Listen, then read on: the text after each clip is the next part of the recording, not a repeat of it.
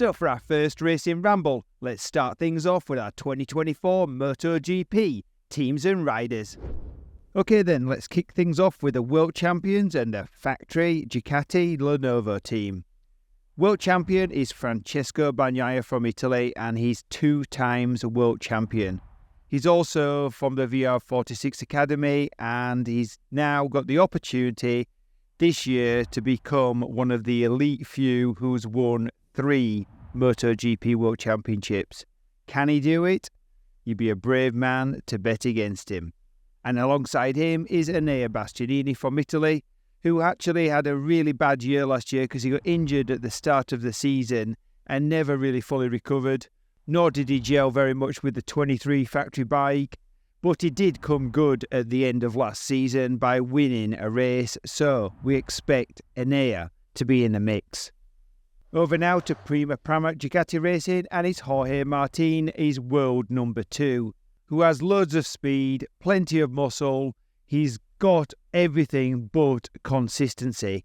Can he be more consistent this year and turn his number 2 into a number 1?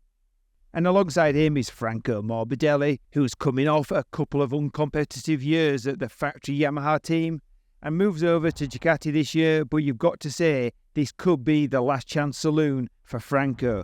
Crunch time this year for sure. He has to come up with some results. Over now to the VR46 racing team, and world number 3 is Marco Bezzecchi. He's also part of the Valentino Rossi VR46 Academy. Super fast kid. He showed plenty of talent last year as a really fast underdog, but now there's more pressure on his shoulders. Can he handle the pressure? Because he's definitely got the speed. And alongside him is Fabio Di Gianantonio, who had a difficult rookie season and then in last year had a really slow start to the year, but just got faster and faster all season and ended up with a win towards the end of the year. He's a fast Italian, and we expect Fabio to be in the mix. Over now to the Gresini Racing MotoGP team, and this is where the Marquez brothers have come together, as Marc Marquez, the 8-time world champion, broke a 4-year factory Honda contract at the end of last year to get on a more competitive bike because the factory Honda bike was just uncompetitive. He now joins a privateer Ducati team on a year-old bike just to be more competitive. Expect fireworks from Marc as he gains more confidence, because we know from past experience he's definitely a very fast guy and definitely will be World Championship material. And alongside him is his brother Alex, who is a 2-time World Champion in the Moto3 and Moto2 classes. He's got more experience, shown great speed, he has good consistency, and I think Alex and Marc will be super fast this year. Over now to KTM, and the Red Bull KTM factory team consists of Brad Binder. Now Brad is super fast, aggressive, and the KTM MotoGP project is just improving and improving, and Brad is definitely a front runner. And alongside him is Jack Miller, who's a fighter, got lots of experience now. He's ridden for Honda and Ducati, and it's year 2 in the KTM factory team. We expect Jack to be in the mix. Over now to the Red Bull GasGas Tech3 team, and up there is Pedro Acosta, who's come from Moto3 as a sensation into Moto2, keeping his incredible speed, and now he's in MotoGP. He is an incredible talent. He's shown lots of speed in testing, and he's definitely going to turn heads this year. He could be possibly the youngest winner to ever win a MotoGP if he can do it before the German GP. But Pedro is going to turn heads, and he's going to be super fun to watch this year. And alongside him is Augusto Fernandez, who's shown signs of speed but needs to show that he's worthy of keeping hold of that factory GasGas KTM seat in 2024. I say GasGas KTM because it says GasGas on the tank, but it really is a KTM underneath. KTM and GasGas are going to be competitive this year, and expect them to be pushing Ducati. Now on to Aprilia and the factory Aprilia racing team, which consists of Aleix Espargaro, who's getting on in years but seems to be like a fine wine and just get better with age.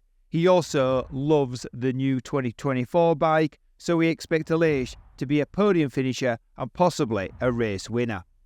Alongside him is Maverick Viñales, who we know is fast, but he's also sensitive and struggles at certain tracks. We just need to know, is the consistency there?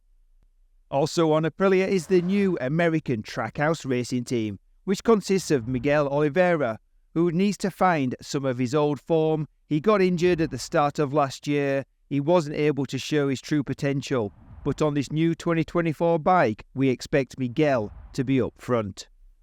And alongside him is Raul Fernandez, who's another fast kid from Spain, who's starting off the season on a bit of a hybrid 23-24 bike, but should be on a full factory bike by mid-season. We know Raul can be fast over one lap, but can he put a whole race together? Let's find out this year.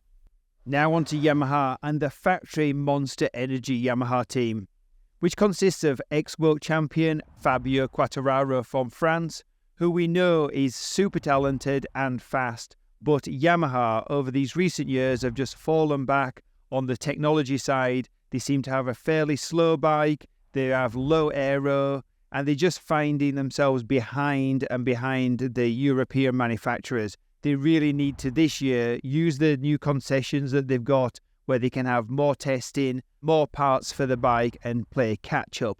But it's going to be difficult because Yamaha only have 2 riders on the grid. Alongside Fabio is another fast man, Alex Rins from Spain, who's won on a Suzuki, won on a Honda. Can he be one of the few that can win on a third bike and win on a Yamaha? Like I said, Yamaha need to play catch up because we know the riders can definitely win races. Alex is also suffering from a badly broken leg in 2023, so let's hope that doesn't hamper him this year. And last but not least is over to Honda. And the factory Repsol Honda team consists of Joan Mir, who's taking over from Marc Marquez basically, and sitting into his seat with Marc Marquez's old crew chief and his old team. But they really got to come forward with the 24 bike. Joan had a really difficult year last year on the full factory Honda. He crashed a lot, he had no confidence. So, can he do something in 24? Only if he gets on with the bike. He's an ex-MotoGP world champion. He's a smart rider, he's a fast rider. But can he gel with a Honda? And alongside him is Luca Marini. This is Valentino Rossi's half-brother. He's also come through the VR46 Academy, and he now finds himself in a full HRC factory seat with a 2-year contract. But even though he's shown signs of being fast, can he help Honda rise out of the ashes and be competitive again? We'll just have to wait and see. And also on factory Hondas is the LCR Honda team, which consists of Frenchman Johan Zarco, who's super fast, won his first race in 2023 as a MotoGP rider, and comes with a wealth of experience. We expect Johan to help Honda, but can he gel with the bike? And alongside him is Taka Nakagami, who's shown signs of speed, but can he show it this year? He speaks the lingo of the Japanese engineers, and he can definitely help Honda with their development. And that's it for your 2024 MotoGP teams and riders. We've got 22 riders on the grid, but there can only be one world champion. Who's it going to be in 2024? Tune in to find out.